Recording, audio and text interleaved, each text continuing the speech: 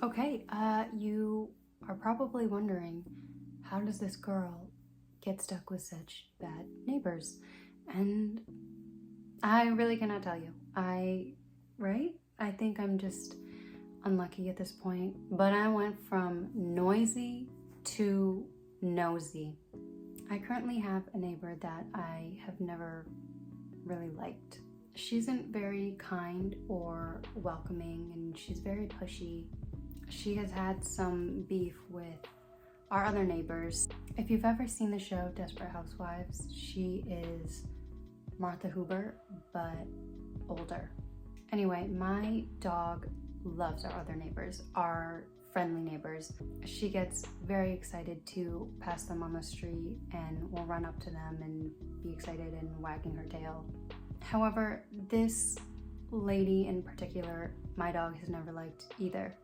The first time my dog met her, my dog would not go near her and was growling at her.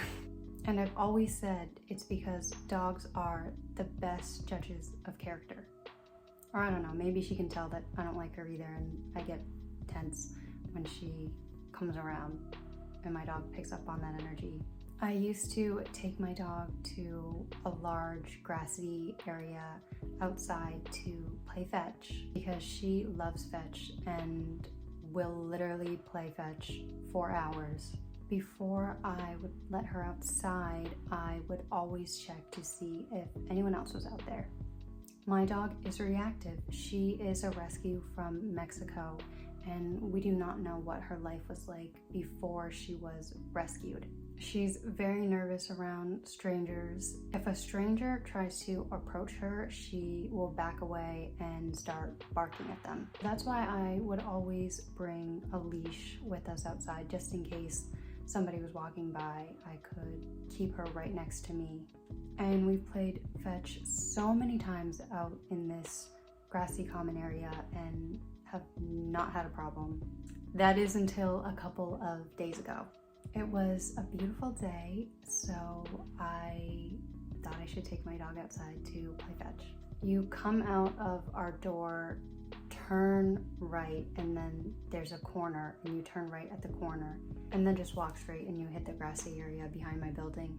I checked outside before I let her out, as I always do, and I didn't see anyone. I let my dog outside before leashing her, which was the stupid decision on my part. It is not a far walk at all. We've done this walk so many times that she's used to it. We came out of my door and turned and saw in the corner was my neighbor and a large group of people. Before I could grab my dog, she saw them and immediately started barking at them. Like barking at them. It was a large group of older adults just standing around watching a kid play in the leaves, a little girl who was probably about 7 and heard my dog barking and got upset and started whining. And I literally felt so bad and so embarrassed. My neighbor started yelling at me, which I completely deserved. And one of her friends, an older gentleman, says, "If that dog bites my kid, it's dead." Now, I've been attacked by a dog before. It was a German Shepherd when I was 6. Knocked me down, knocked the wind out of me. Luckily, people grabbed it before it could actually bite me, but it traumatized me.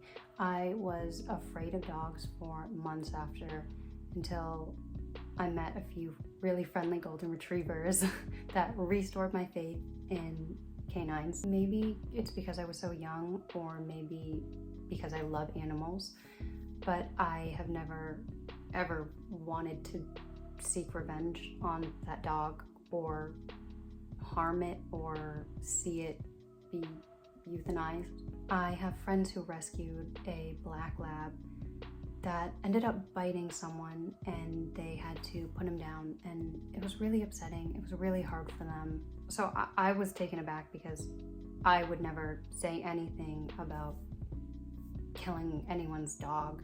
At that point, I already had my dog in my arms, and there wasn't anything I could do other than apologize. I said, "I'm sorry, I did not see you out here," and I turned around and ran back inside. I just felt so guilty. Like, it doesn't matter how far away a dog is or how small a dog is.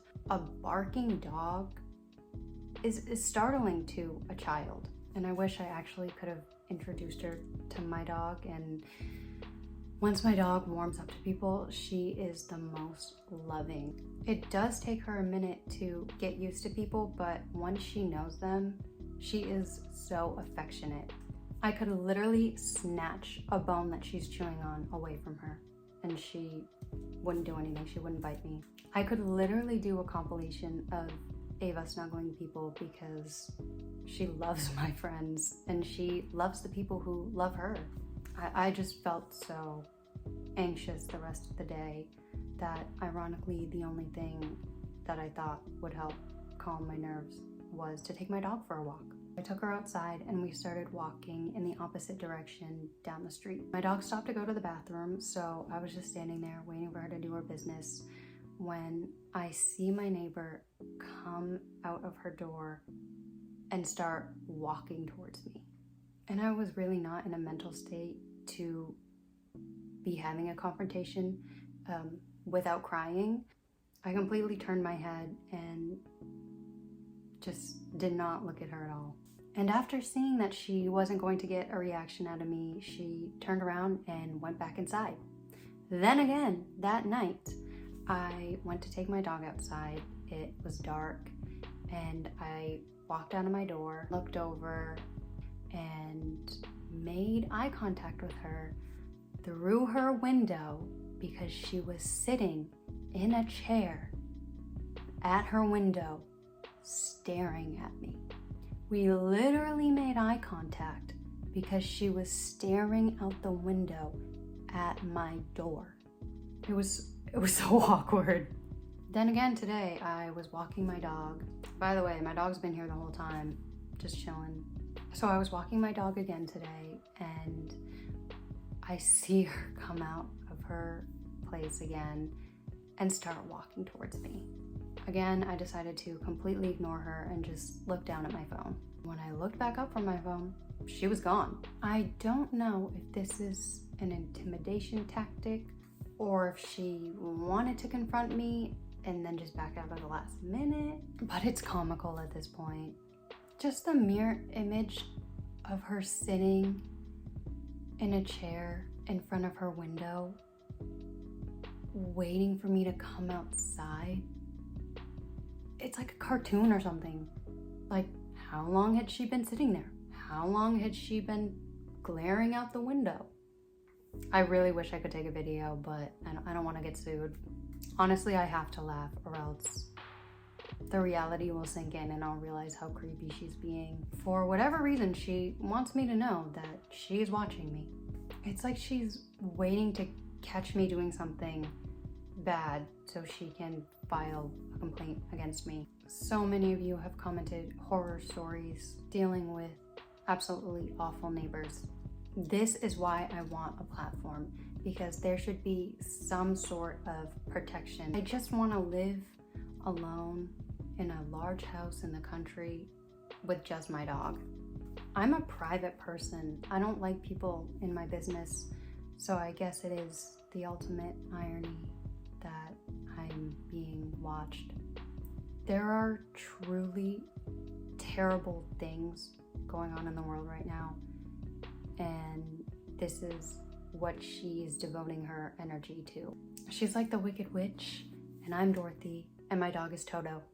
But she doesn't know who she's dealing with because I literally survived torture from my last neighbors. I could not sleep, and I could not have any peace or quiet in my last apartment. I'm hoping that by getting this statement out there first, if she ever tries to lie about me or my dog, then I can be like, she's had a vendetta against us. This is my dog, by the way.